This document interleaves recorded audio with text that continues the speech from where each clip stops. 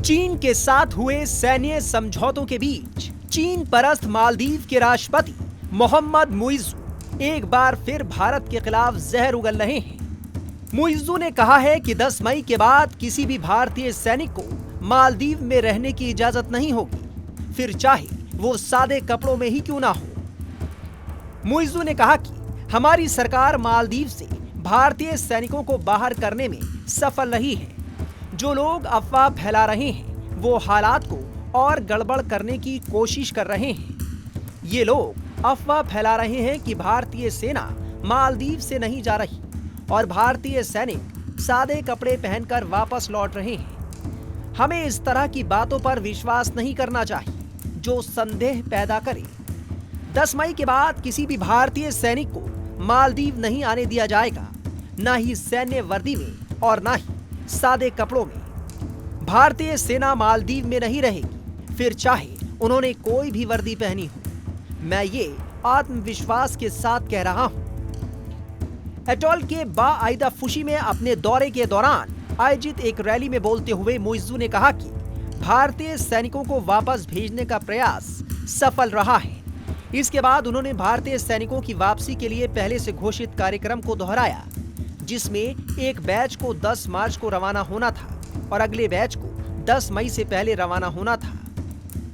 उन्होंने कहा, अब क्योंकि हम ऐसा करने में भी सक्षम हैं, झूठ बोलने वालों को झूठ बोलने की आदत होती है। विरोधी कहेंगे कि वो नहीं जा रहे हैं, वो वर्दी बदल रहे हैं और सादे कपड़ों में आ रहे हैं। ये सब झूठ है। उन्होंने जनता से अपनी आंखों के सामने देखी जा सकने वाली वास्तविकता को स्वीकार करने का आग्रह किया और आश्वासन दिया कि उनके बयान सरकारी कार्यों और नीति को दर्शाते हैं। मुइज़्ज़ू ने कहा कि 10 मई को अल्लाह की मर्जी से भारतीय सैनिक मालदीव में नहीं होंगे, चाहे वो वर्दी में हो या सफेद कपड़ों में हो या नहीं। भारतीय सैनिक या किसी भी देश का सैनिक इस देश में नहीं होगा। बता दें कि भारतीय सैनिकों के स्थान पर विमान संचालित करने वाला नागरिकों का पहला समूह 26 फरवरी को मालदीव पहुंचा था। हालांकि रक्षा मंत्रालय ने अभी तक नागरिक कर्मियों की संख्या का खुलासा नहीं किया है। अब तक मालदीव में तैनात 88 भारतीय सैन्य कर्मी भारत से दान में मिले 2 हेलीकॉप्टरों और 1 डॉर्नियर विमान का मानवीय सहायता के लिए संचालन करते थे। लेकिन मुइज़्ज़ू के राष्ट्रपति बनने के बाद से ही ये सेवा ठप थी। मुइज़्ज़ू ने राष्ट्रपति चुनाव के दौरान इन भारतीय सैनिकों को वापस भेजने की कसम खाई थी। उन्होंने चुनाव अभियान के दौरान भारत विरोधी कैंपेन भी चलाया था। दरअसल प्रधानमंत्री नरेंद्र मोदी के लक्षद्वीप दौरे के बाद मालदीव की मुइज़्ज़ू सरकार में कई तत्कालीन मंत्रियों ने विवादित बयान दिया था, जिस पर भारत ने कड़ा विरोध जताया था।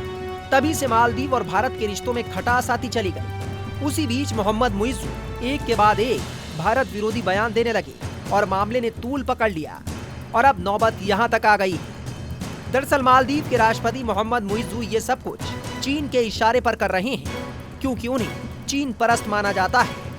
यही वजह थी कि राष्ट्रपति बनने के तुरंत बाद वो भारत के बजाय चीन की आधिकारिक यात्रा पर गए थे। Times none of Bharat digital की रिपोर्ट।